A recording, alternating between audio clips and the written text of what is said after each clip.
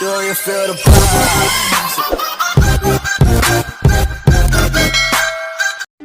Pinoy PDR TV nagbabalik. May gagawin na naman tayong dent, medyo huge. Kababae natin ang may-ari nito, Infinity. Medyo nag-worried siya baka hindi magawa ng maayos. Sabi ko sa kanya, gagawin natin ang maximum. Wait lang siya. At ito nga, inumpisahan na natin. Ginamitan ko muna siya ng tabs.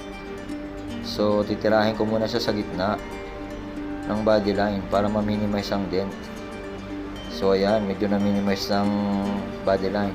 At ngayon sa taas naman. At kung makikita nyo, nakakrown sa taas. Gagamitan ko yan ng blending hammer para pumantay. So, wait lang kayo.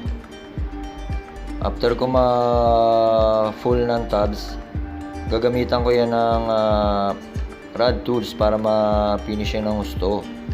Para mapasaya natin ang ating kababayan. So, gagamitan ko na siya ng last na tabs. At yan na nga yung last. After nyan, gagamitan ko na ng rod tools para ma-finishing na ng gusto ang dent. So, ayan. Ginagamitan ko na siya ng rods. Hindi ko na naipakita sa inyo ang pinaka-umpisa.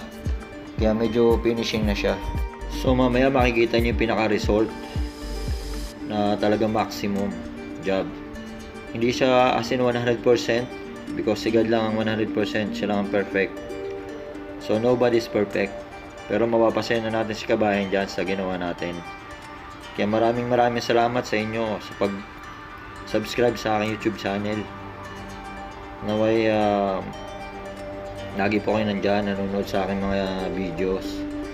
Maraming salamat po sa pag-subscribe at God bless po sa inyong lahat. Peace, bye-bye.